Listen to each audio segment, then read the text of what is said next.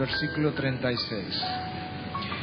Porque de Él, por Él y para Él son todas las cosas.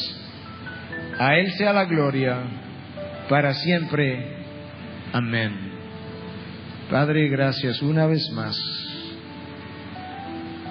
por tu habilidad de decir tantas cosas en tan corto espacio. Padre, en esta mañana quien predica reconoce ante tu presencia la dificultad que él tiene, sino imposibilidad, de él poder reflejar lo que tú eres a través de un mensaje o a través de múltiples mensajes. Yo quiero pedirte, Dios, que tú te levantes, que tú te exaltes, que tú ilumine el corazón, la mente de quien predica y de los predicados, y que a través de tu palabra tú puedas hacer lo que el expositor no puede hacer, y es hacer justicia a la gloria de tu nombre. Perdona su incapacidad y su pecaminosidad para hacer tan sublime exposición. Gracias por tu gracia que nos permite intentar hablar de la gloria de Dios. En Cristo Jesús. Amén. Hemos llegado a la última sola. Hemos estado hablando de solo en Cristo, solo por gracia, solo por fe, sola Escritura, y esta es solo para la gloria de Dios, o para la gloria de Dios solamente. Detrás de esa idea y detrás del versículo que leímos hay dos conceptos importantes: explícitamente o implícitamente, o ambos. Uno es que Dios hace todo para su propia gloria, y la segunda idea detrás de ese versículo y de esta sola es que nosotros debiéramos vivir y hacer todo para la misma gloria. El versículo que yo leí ciertamente es bien corto, y sin embargo el mensaje está todavía en una porción más corta del versículo. Hay tres frases que lo dicen todo: de Él, por Él y para Él. Ahí está encerrado el mensaje. Es increíble la manera como Dios tiene la habilidad, la sabiduría que Él tiene de empaquetar tanta información en tan poco espacio. Hemos dicho ya anteriormente que nosotros en esta era de la computadora tratamos de, o hablamos de comprimir la información. Y hoy hablamos del formato MP3, hay otros formatos que se están desarrollando, pero cuando Dios decide comprimir su información, Él no lo hace en MP3, Él lo hace en MP2. Y Él nos da un versículo, y ahora empleamos los próximos 2000 años, cientos, miles de predicadores tratando de desempacar lo que Dios empacó en un solo versículo de su palabra. Pero si tú quieres saber, si tú quieres una respuesta corta acerca de por qué Dios tiene, o requiere, o demanda, o exige que todo sea para su gloria, tres proposiciones nos dan esa respuesta: de, por y para. Todo es de Él, y es de Él en más de un solo sentido. Todo es de Él porque Él es el dueño del cielo y la tierra. David reconoció eso en el Salmo 24:1. Del Señor es la tierra y todo lo que hay en ella, el mundo y los que habitan en él. De esa manera todo es de Él. Él es el propietario. Pero hay otra forma, otro sentido en que todo es de Él. Todo es de Él porque todo proviene, fluye de Él. La lluvia, el sol que los incrédulos, que los creyentes recibimos, proviene de Él. El apóstol Pablo, en reconocimiento de lo que es esta gran verdad, le escribe a los Corintios en su primera carta, y en 4:7 le dice: ¿qué tienes? O le pregunta: ¿qué tienes que no habéis recibido? Y en la misma carta luego le dice en 8:7, en 8:6, que de Él provienen todas las cosas. Ciertamente todo es de Él. Pero el texto base de hoy nos dice algo más. Nos dice que todo es por Él. Claro que todo es por Él. Todo ha sido hecho por Él y todo está siendo sustentado por Él. Juan 1:3, Hebreos 1:3, Colosenses 1:17, cada uno de esos versículos apoyan lo que yo acabo de decir, de que todo fue hecho por Él y todo es sustentado por Él. Pero no solamente todo es de Él, no solamente todo es por Él, sino que todo es para Él. La palabra de Dios nos dice que el Padre hizo todo para el Hijo, Colosenses 1:16. Pero luego Pablo viene y nos escribe una vez más a los Corintios, en 1 de Corintios 15:28, y nos dice que una vez que el Hijo haya sometido todo a sus pies, que Él lo va a entregar y devolver al Padre para que Él sea todo en todos. De manera que el Padre hace todo para el Hijo y el Hijo hace todo para el Padre. Todo es de Él, todo es por Él y todo es para Él. Yo creo que es lógico pensar entonces que toda la gloria, todo el honor, todo el crédito debiera volver a Él. Sería algo injusto que una persona diseñara una casa, la misma persona construyera una casa y esta misma persona pagara, financiara su propia casa y que luego yo quisiera que algo del crédito se me diera a mí. Yo no puedo recibir el crédito cuando Él la diseñó, la construyó y Él la pagó. Eso comienza a ayudarnos a entender por qué las cosas deben ser para la gloria de Dios. Ahora escúchame. A nosotros los seres humanos, si somos honestos, en la medida en que vamos entrando a la fe cristiana, no nos sienta bien esto de que todo tiene que ser para la gloria de Dios y que sea Él que lo pida incluso. En esta congregación, en múltiples congregaciones diferentes donde ha estado, personas nos han preguntado: ¿tú no crees, Miguel, tú no crees, pastor, que es un poco egoísta de parte de Dios, que Él siempre quiere que las cosas se hagan para Él? Y el problema está en que nosotros estamos pensando en Dios como nosotros somos. Cuando alguien hace algo y Él quiere todo el crédito, quiere todo el honor, quiere todo el reconocimiento, a nosotros hay algo que nos irrita, nos molesta, nos da escozor. Pero tenemos que preguntarnos: ¿qué es lo que nos molesta cuando eso ocurra, para luego ir a Dios y ver dónde radica la diferencia? Cuando alguien quiere ser reconocido, nos molesta porque muchas veces nosotros entendemos en buen dominicano que él lo que quiere es lucírsela y quiere ser el centro de atracción. Y nos molesta esa actitud, pero a veces también nos molesta que si Él es el centro de atracción, entonces yo no puedo ser el centro. Eso es una razón. Nos molesta cuando eso ocurre porque entendemos que esa persona lo que quiere es que continuamente lo estén alabando, aplaudiendo, porque Él quiere ser reconocido y a nosotros no nos gusta mucho reconocer a los demás.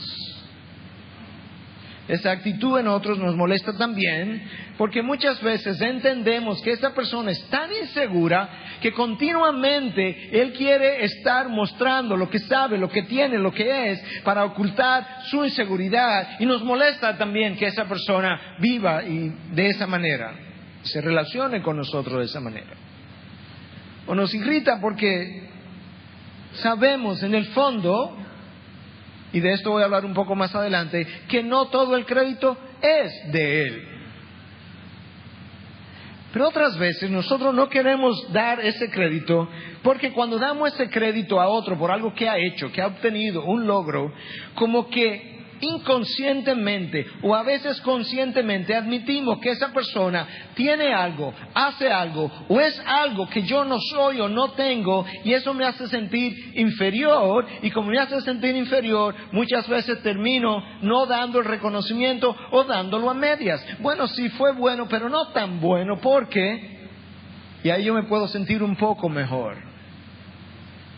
Esas son las razones por las que nos molestan, pero pensemos en Dios un poco, a través de estas razones que yo he dado. Dios en ningún momento quiere ser el centro de atención porque Él necesita hacerlo. Dios no tiene carencias, Dios no tiene necesidad. La perfección no carece de nada ni de nadie. Él no tiene esa necesidad de ser centro de atención. En segundo lugar, cuando pensamos en Dios, cuando Él exige su gloria, Él no está buscando que lo aplaudan, Él no está buscando que lo reconozcan. De hecho, después que tú y yo lo hayamos reconocido, aplaudido, glorificado, después que nos juntemos el mundo entero para hacer eso a una sola vez, todos nos hemos quedado cortos de su gloria. De manera que Él no anda buscando algo que es tan inferior a lo que es su esencia. Él no anda buscando eso como el hombre lo anda buscando. En tercer lugar, cuando Dios quiere ser glorificado, no es que Dios se siente inseguro de que la gloria se la va a llevar otro y no yo, porque no ha habido un solo momento de la vida de Dios donde Dios haya tenido ningún tipo de inseguridad. En cuarto lugar, cuando alguien quiere que se le dé el crédito solamente a él, decíamos que sabemos que de él solo no es el crédito. Toma, por ejemplo, este ingeniero y arquitecto, diseñó la casa, la fabricó y él la está pagando. El crédito no es solo de él. Él le debe crédito a sus padres, que le dieron una educación. Él le debe crédito a sus profesores.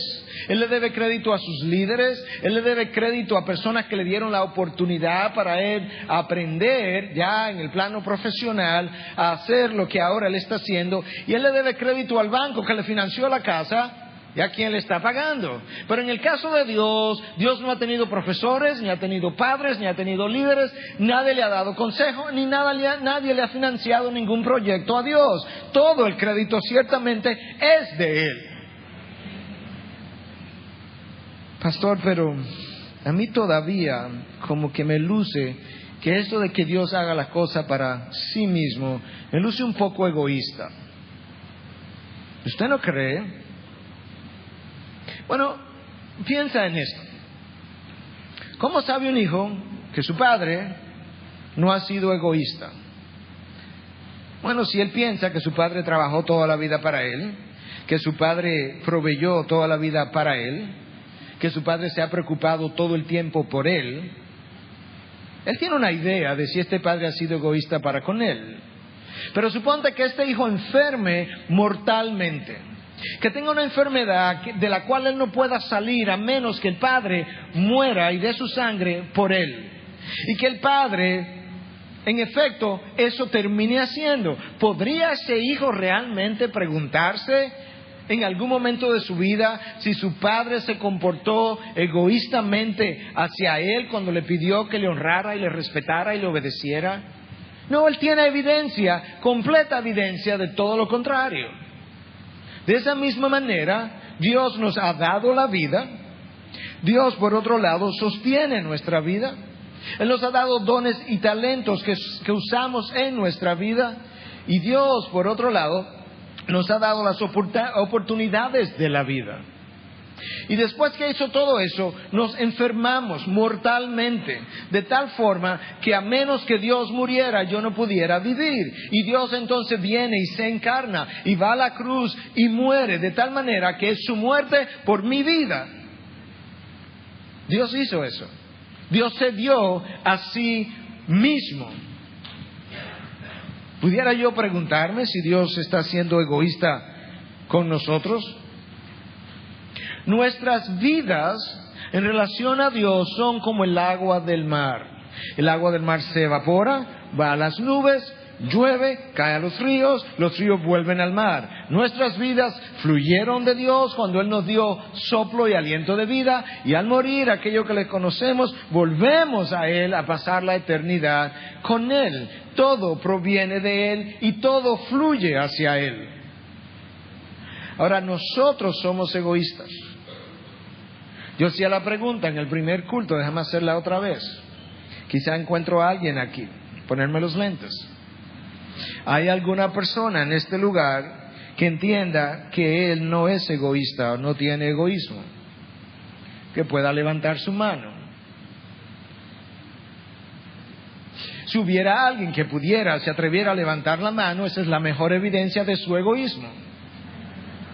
Él está siendo tan egocéntrico que él no puede ver de qué manera él ha sido egocéntrico. Como nosotros somos egoístas y el ladrón juzga por su condición, a nosotros nos entra la duda de si Dios pudiera ser o no egoísta.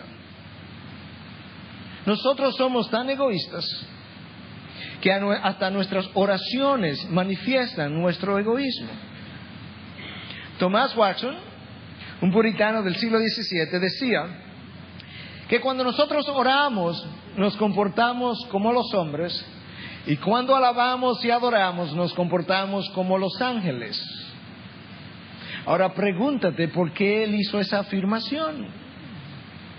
La razón es muy sencilla. Nosotros cuando oramos le pedimos a Dios y le pedimos a Dios y le pedimos a Dios. ¿Tú has escuchado a los ángeles pedirle algo a Dios? Los ángeles nunca le han pedido nada a Dios, de la misma manera que las aves del campo tampoco le han pedido nada a Dios. Y la razón por la que los ángeles nunca le han pedido nada a Dios es porque ellos conocen algo que las aves conocen y que Cristo nos dejó dicho en Mateo 6:8, y es que vuestro Padre sabe de qué tenéis necesidad.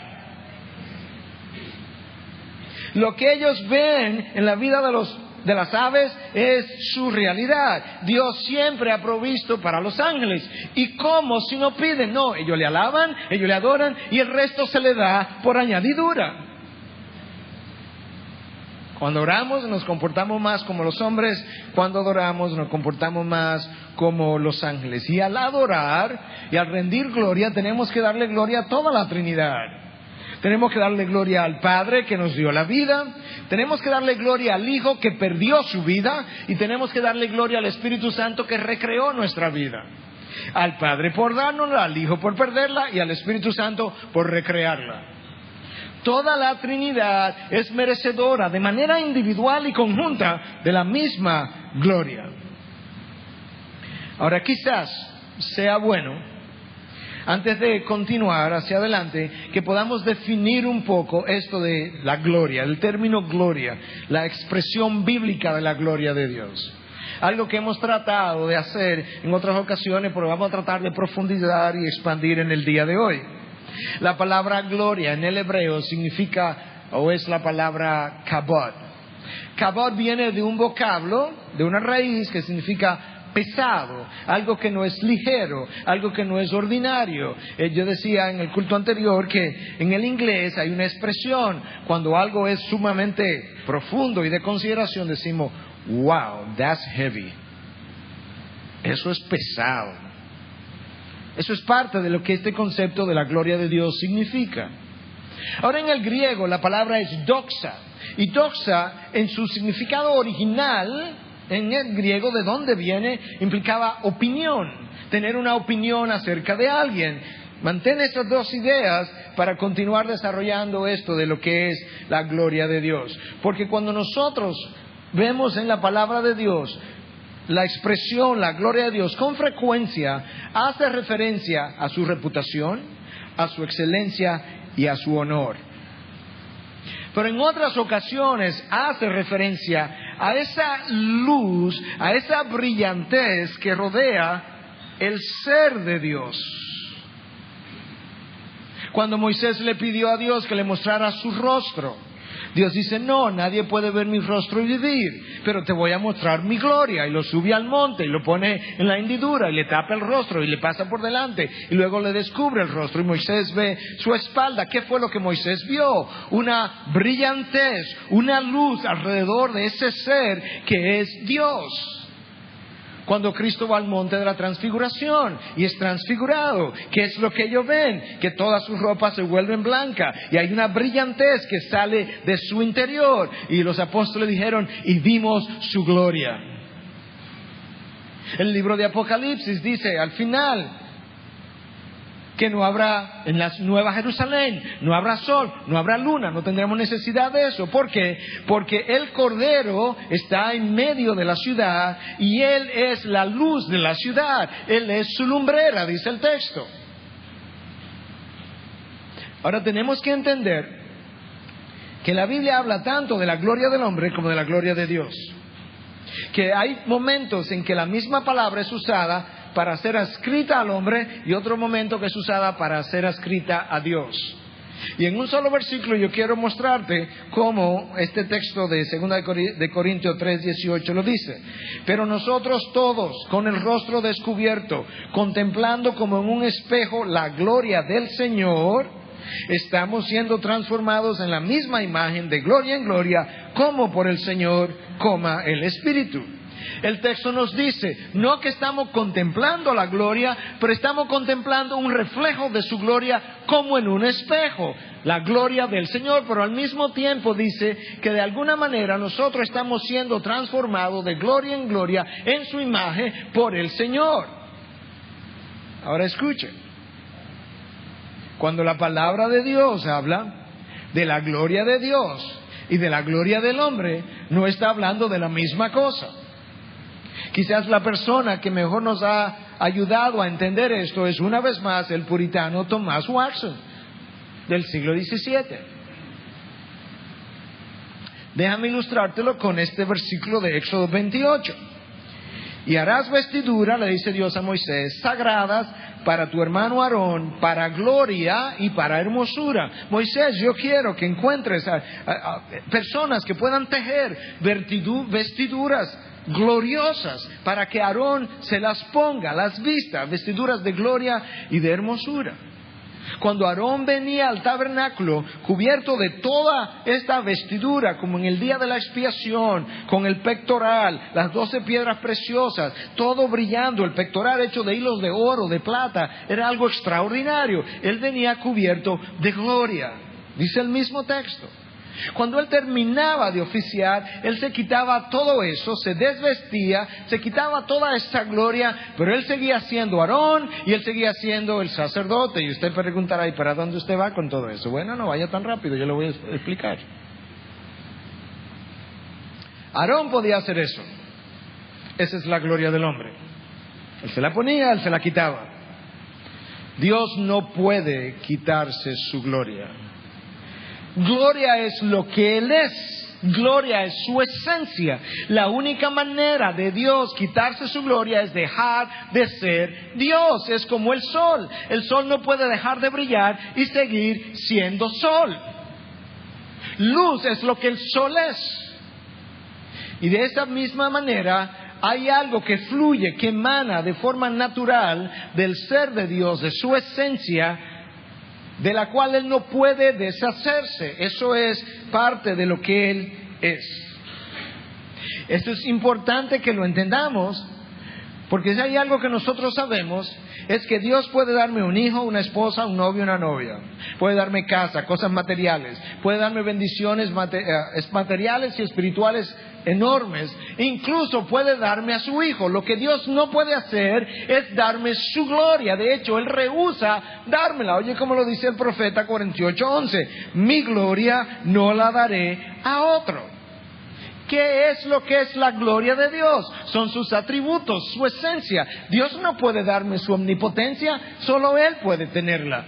Su omnisciencia, su omnipresencia, su amor infinito, su gracia infinita, su misericordia infinita, su eternidad. Eso es lo que brilla desde adentro de su ser y que tiene al mundo en Él no puede darme eso. De la misma manera que Él no puede dejarla a un lado, Él dejaría de ser Dios. Lo que Dios sí puede hacer, y lo ha hecho, es reflejar su gloria. Él creó los cielos.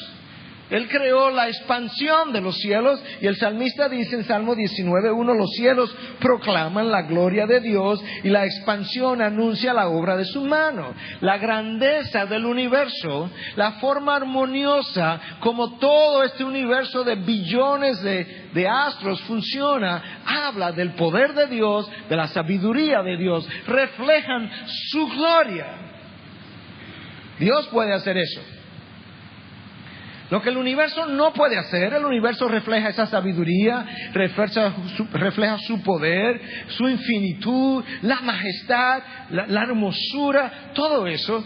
Pero el universo no puede reflejar la gracia de Dios, ni el amor de Dios, ni la misericordia de Dios, ni la justicia de Dios. De tal manera que si Dios solo desplegara el universo para demostrar quién Él es, habría una deficiencia en la revelación de su gloria. Y lo había. Y Dios nos dio a su Hijo. Y Él fue a la cruz. Y en la cruz Dios Hijo desplegó la gracia, la misericordia, el amor y la justicia de Dios que el universo no podía reflejar. Y Dios completó la revelación de su ser. Y el hombre podía ahora entender mejor lo que Él era. La cruz es el despliegue de la gloria del Padre en el Hijo. El Hijo habló de eso. Ahora ha llegado mi hora, la hora de mi glorificación. Padre, glorifica a tu Hijo para que Él pueda glorificarte a ti. ¿De qué estaba hablando? De la cruz, para que el mundo vea la gracia, el amor, la misericordia y tu justicia desplegada en la cruz. Lo que el universo no ha podido hacer. Dios hizo eso. Y ha hecho más. Y lo hizo por Él. Dios no ha hecho nada que no sea para su gloria. Yo sé que algunos entendieron ya, otros están por entender, pero continúa sintonizado. Isaías 43:7. A todo el que es llamado por mi nombre, escúchame, y a quien he creado para mi gloria, a quien he formado y a quien he hecho. Dios nos hizo para su gloria. Bueno, pastor, pero eso es como un poco egoísta. Ok, ¿cuál es la alternativa? Te dejo sin crear, para que no exista. ¿Prefieres eso? ¿O prefieres que despliegue mi gloria en ti y te crees y te haga y te dé vida? Dios nos creó y nos creó para su gloria. Yo soy el resultado del despliegue de su gloria, o no existo. Y luego me perdí y empañé su gloria y pisoteé su gloria y le quité el brillo a su gloria, le quité el brillo a la creación del Dios glorioso. Y Dios entonces decidió redimirme para su gloria.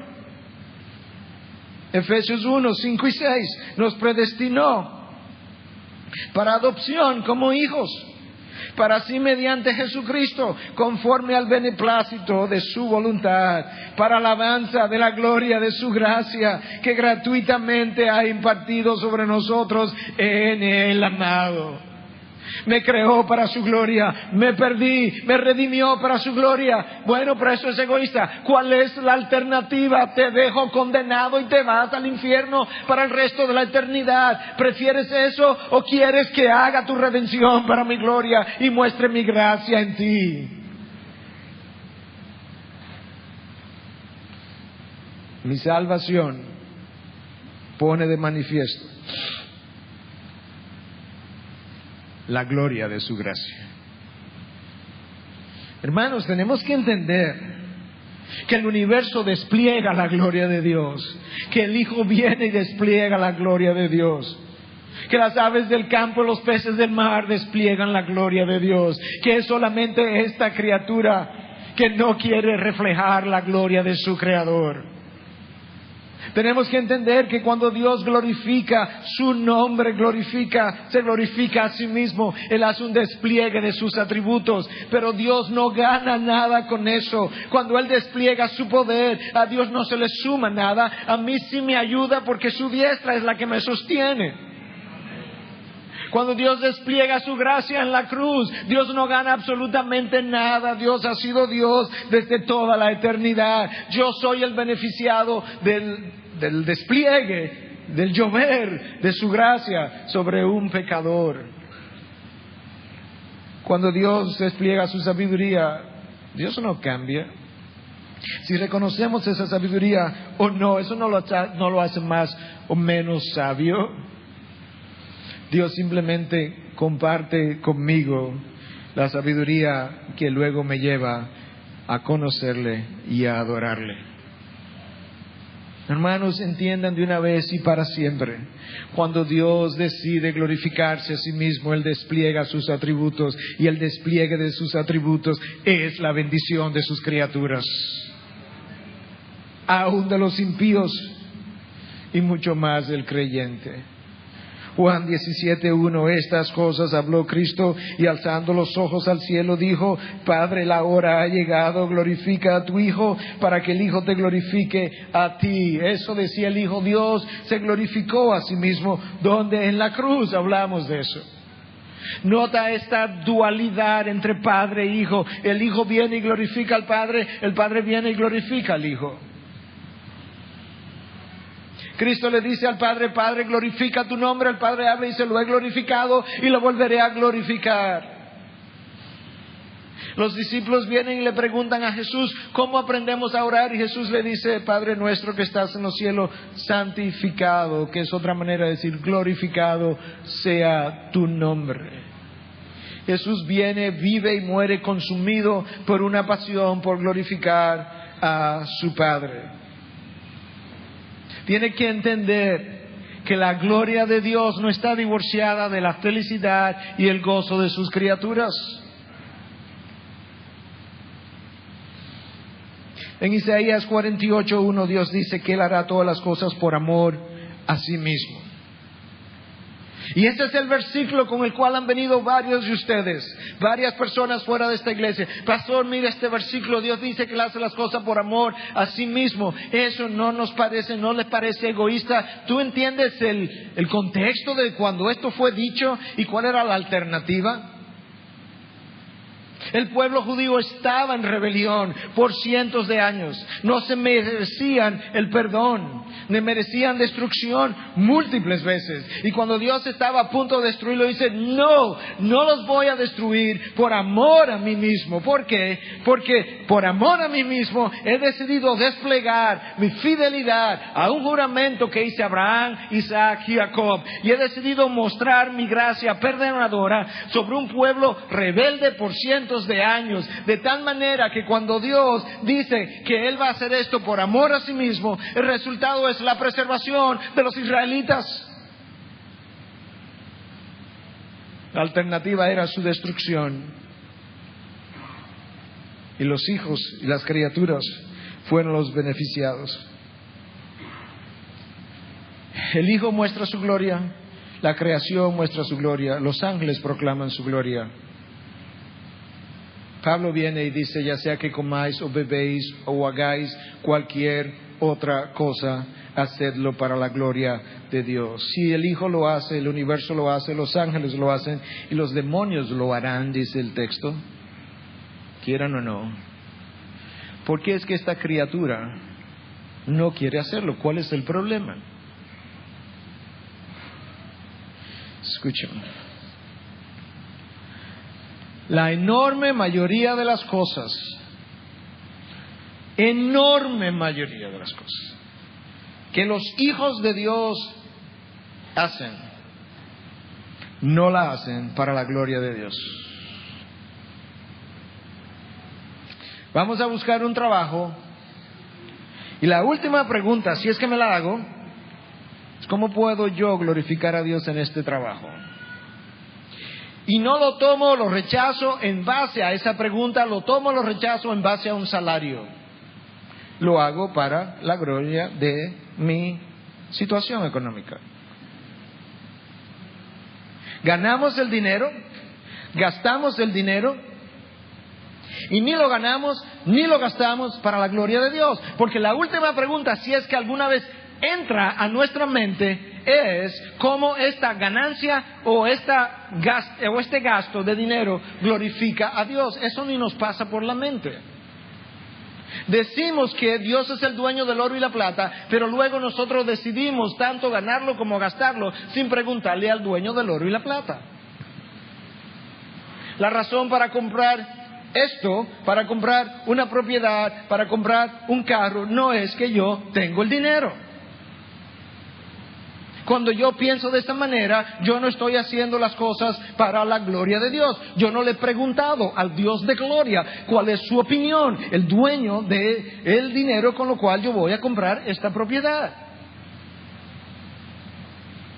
De igual manera, el hecho de que yo no tenga el dinero no es razón para no comprar algo. Y usted preguntará, bueno, ¿y cómo lo va a comprar? Yo se lo voy a ilustrar con algo que acabamos de vivir. Nosotros hace algunas semanas anunciamos que cuando termináramos de este tiempo, que nos va a tomar algunos meses más, pero es la misma idea, nos vamos a la propiedad y que eso iba a tener un costo de más de 10 millones de pesos. Nosotros cuando hicimos el anuncio no teníamos ni 1 millón en la mano, por así decirlo, de ese anuncio.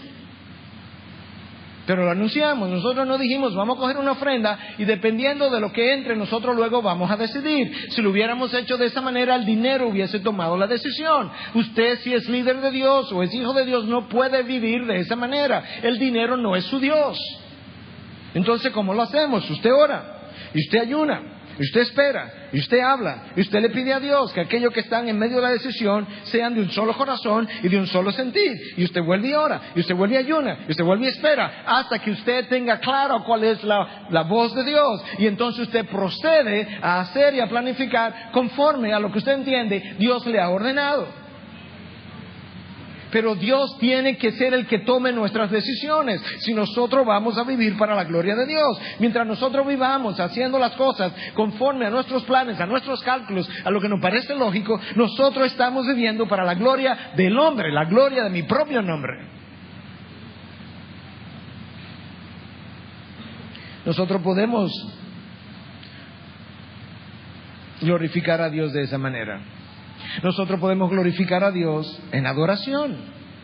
Claro, cantamos de sus atributos, de su poder, de su gracia, de su amor, de su misericordia, de lo que Él es, de su luz, de su eternidad. Todo eso lo hemos cantado.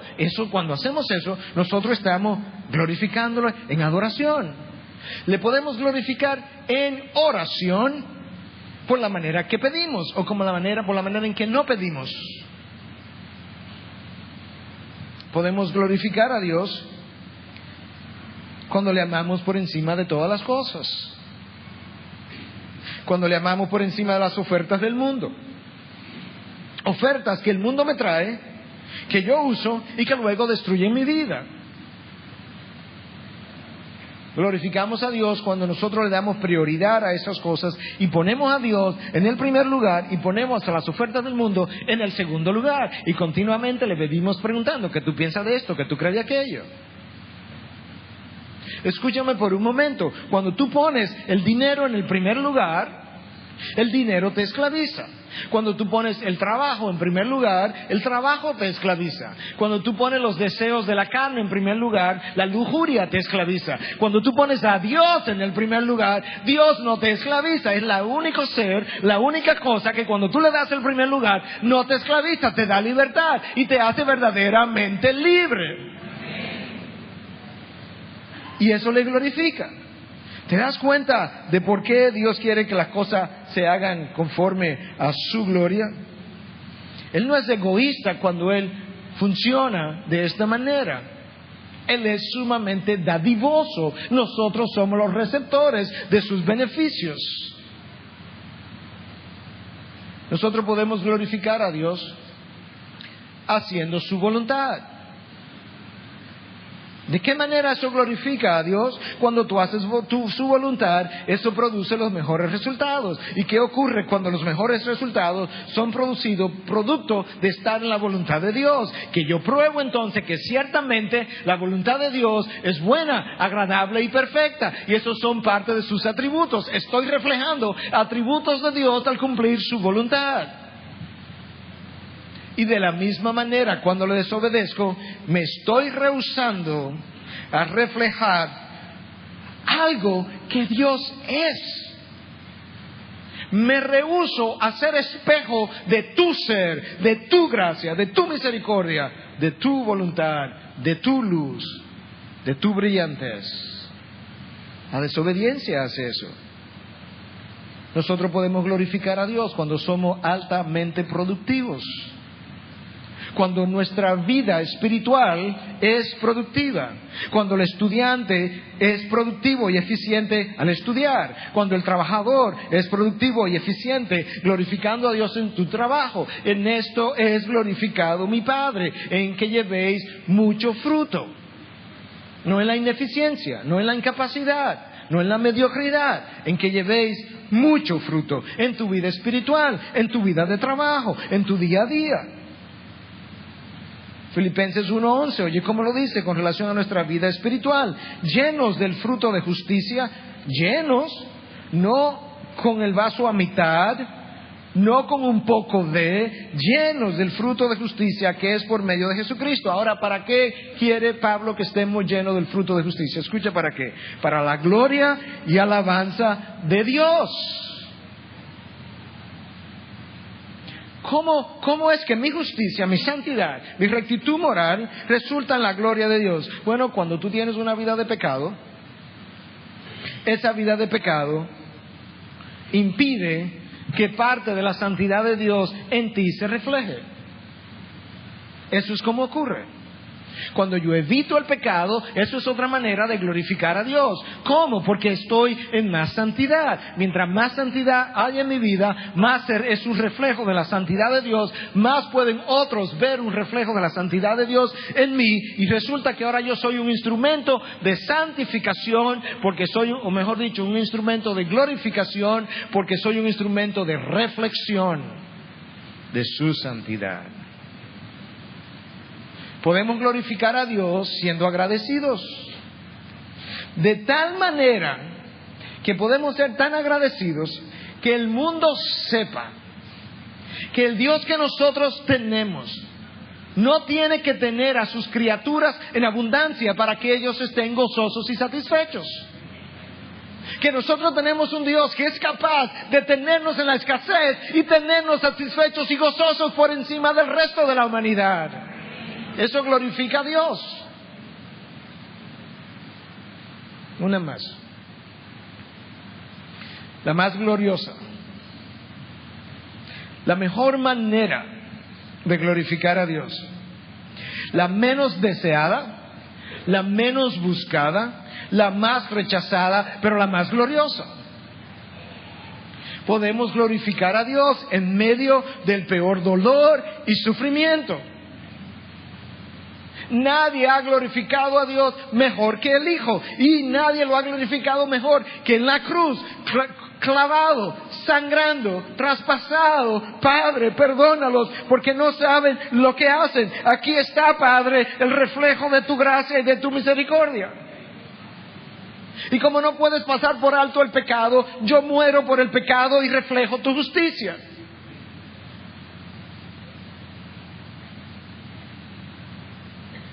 La muerte de Cristo glorificó al Padre. A Pablo lo decapitaron, a Jacobo también, a Juan el Bautista también. La sangre de los mártires ha sembrado el mundo de iglesias. Nadie glorifica a Dios más extraordinariamente cuando una persona decide abrazar su verdad, vivir por su verdad, sufrir por su verdad y morir por su verdad.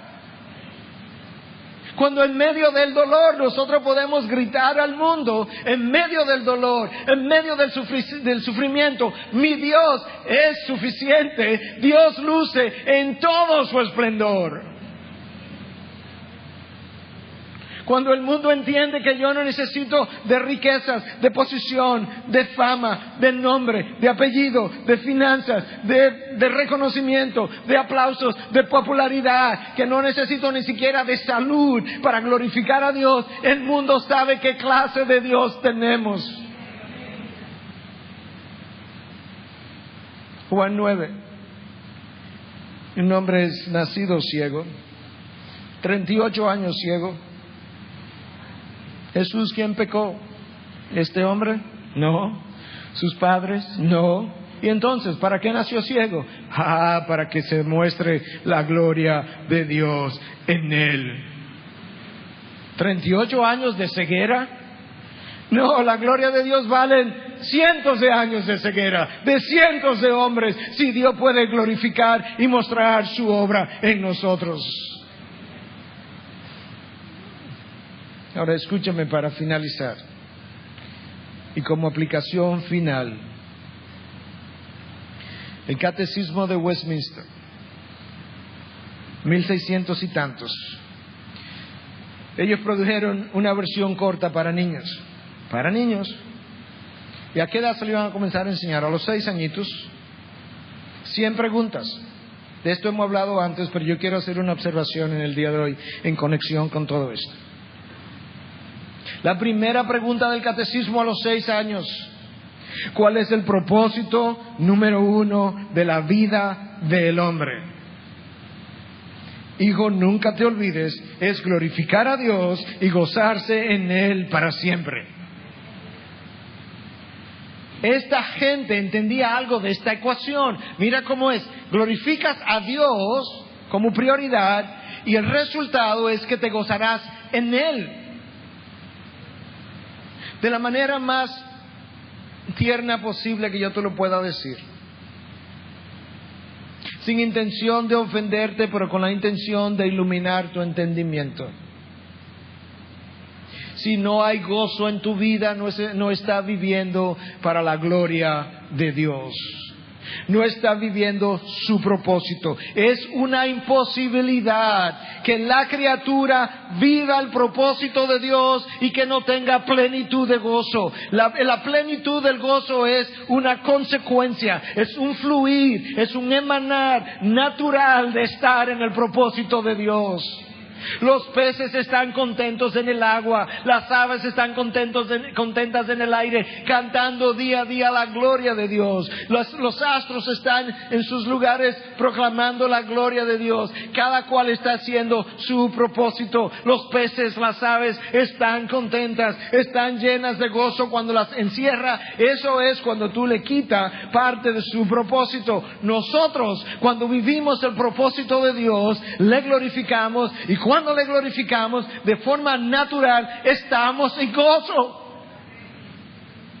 La ausencia de gozo implica que no le estoy glorificando, pero Él me dijo que yo fui creado para su gloria, lo que implica que si no estoy en gozo, no estoy glorificándole, y si no estoy glorificándole, estoy en pecado, porque estoy impidiendo el propósito para el cual Dios me creó. Y eso no es poca cosa. Que Dios me creó para una cosa y yo le digo, no, yo voy a vivir mi propósito, yo voy a buscar mi propio gozo. Vivimos buscando gozo. ¿Quién no quiere gozo? ¿Usted ha encontrado una persona que diga, no, yo no quiero ningún gozo?